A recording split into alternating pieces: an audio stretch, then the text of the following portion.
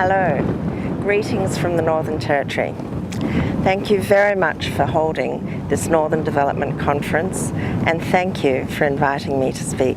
May I firstly thank the Association for Sustainability in Business, the Conference Advisory Committee, and the sponsors for organising today's important event. I am happy to be speaking with you about the potential for progress, investment and growth in what is one of my favourite parts of our country, the North. This afternoon I'd like to talk about agriculture and its ability to contribute towards developing our North, along with the changes needed by our governments to reduce red tape, decrease government costs, and support the development of this region by not acting as an impediment to development and growth in the North. Secondly, I will talk about some private sector investments in our North. Investment being essential to maintain and improve living standards for Northern Australians. Investment needs to be encouraged, as I've often said when advocating ANDEV's policies, in particular that of a huge special economic zone across our North.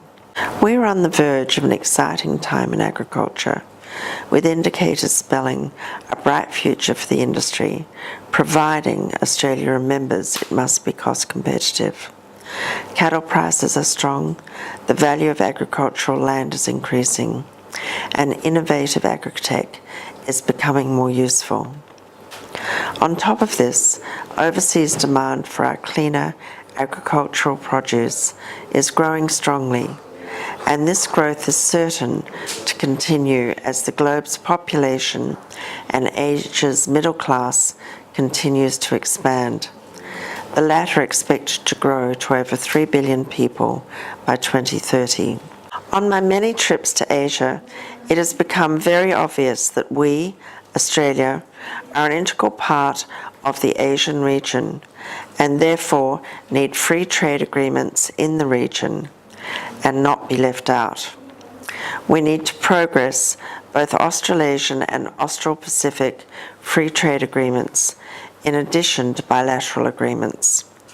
More trade with Asia will not only help us to prosper as a nation, but will provide an important way to develop our northern region. We are blessed to be a country with a large landmass, but unfortunately, vast areas lay idle and underutilised, particularly in our north. To illustrate just how much room our agricultural industry and our north has to grow, compare Australia and Brazil.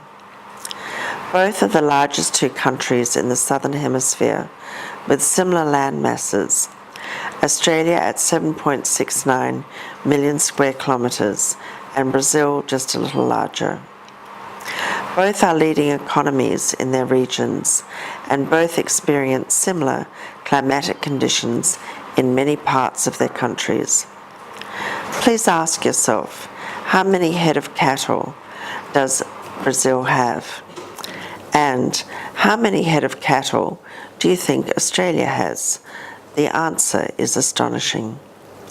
Approximately, Brazil currently has more than 225 million head of beef cattle, compared to Australia's mere less than 27 million, declining in recent years. That's right, Brazil, a country with a similar landmass, has a cattle industry approximately 10 times bigger than Australia's, and we are supposed to be world leaders in agriculture.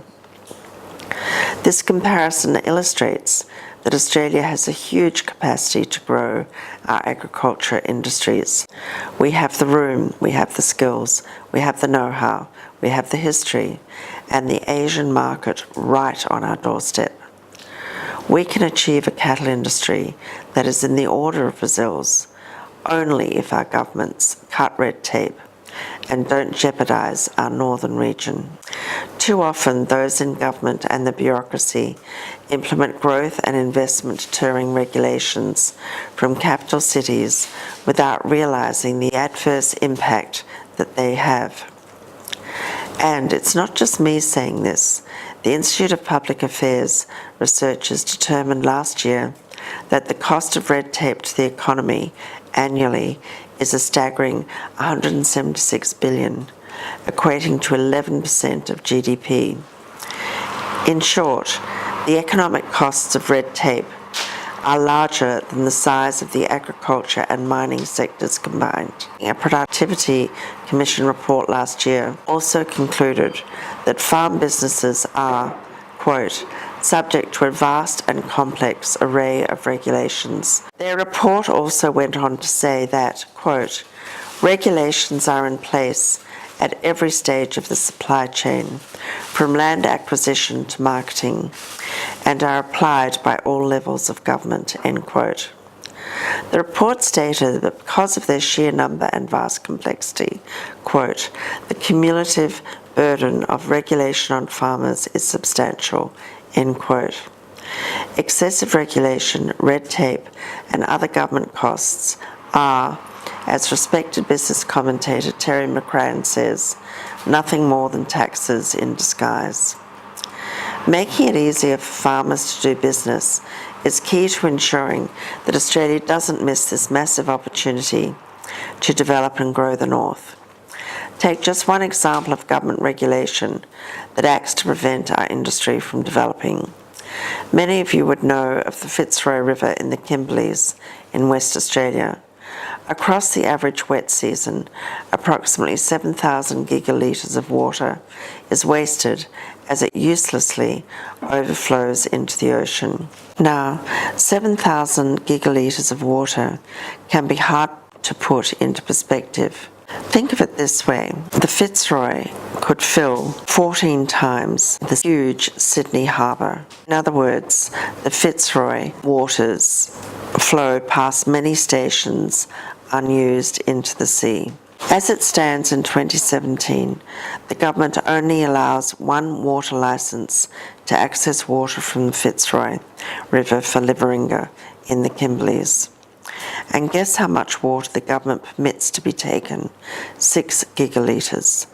This leaves 99.9991% of the water to run out uselessly into the Indian Ocean. We all know that water is absolutely essential for cattle and to grow cattle numbers, and that for many months water can be very difficult to obtain unless already stored or from bores. How can we advance the North if one of its biggest industries is prevented from accessing a vital asset for growth, water? We can't raise cattle without adequate water supplies, and we sure can't match Brazil without adequate water supplies. In short, if the government allowed us to tap into this huge wasted water source, we would be able to increase our cattle numbers.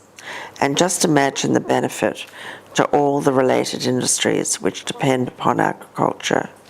It's too often forgotten that it's not just stations that would benefit from water and less red tape to let them grow, but the myriad of other industries, trough suppliers, tank suppliers, truckers, hydraulic crusher suppliers, and many more who would grow along with an increasing agricultural industry. Another factor important to northern development and to advancing our agricultural sector is investment in state-of-the-art practical technology. At Hancock, we are undertaking large-scale investment in agrotech across both our Hancock and Kidman stations, the majority of which are located in northern Australia. We are rolling out the digitalised UHF system and walkover weighing systems, which I will mention shortly, as well as solar pumps, hydraulic lifts, hydraulic weaner cradles, and soon drones. The digitalised UHF system enables clear and quick and widespread communications from anywhere on the property to anywhere in Australia or overseas through the use of a handheld device. The digitalised UHF devices enable private and group phone calls, text messages, brief emails, and can transmit emergency notices, so emergencies can be responded to quickly throughout the station, improving staff safety and enabling greater knowledge and efficiency for managers. The digitalised devices mean that a station manager inspecting cattle at the farmost point of, say, Ruby Plains Station in Northern Australia, for example, can in a few seconds speak directly with his station staff. Kidman's head office over 2,500 kilometres away in Adelaide, or a customer in Tokyo over 6,000 kilometres away. Another major technology we are rolling out is walkover weighing, an innovative self-mustering technology which improves station efficiency and animal welfare through reducing the need for mustering or remustering cattle, leaving the cattle more relaxed and able to eat and drink when they need. Walkover scales are fitted near a water point and record the weight of the cattle that walk over it. The weight of each animal will indicate the most appropriate destination for it, and a corresponding gate will open, leading it into a paddock if underweight, or leave the cow in the yards if ready for market. A technology we plan to adopt from our usage in the mining sector is the use of drones. Drones are able to observe, photograph and film in real time things such as dam levels, fences, fires, floods, licks, cattle movements and other operations. Our drones will be able to carry and transport by air items weighing more than 4 kilograms, allowing for items such as tools, emergency supplies, medical needs such as EpiPens to be quickly and easily transported around the station. At the inaugural Kidman board meeting with new owners in February and recent board meeting in May in Shanghai, the first ever Kidman board meeting to be held in China, we agreed that we would reinvest this year's profits so that we invest in these important technologies to grow and develop our stations. Ultimately, if we are to get serious about developing the large untapped area in the north of our country, we need to make sure that governments cut red tape, decrease government costs they impose and reduce impediments to development. Australia must always strive to be cost competitive.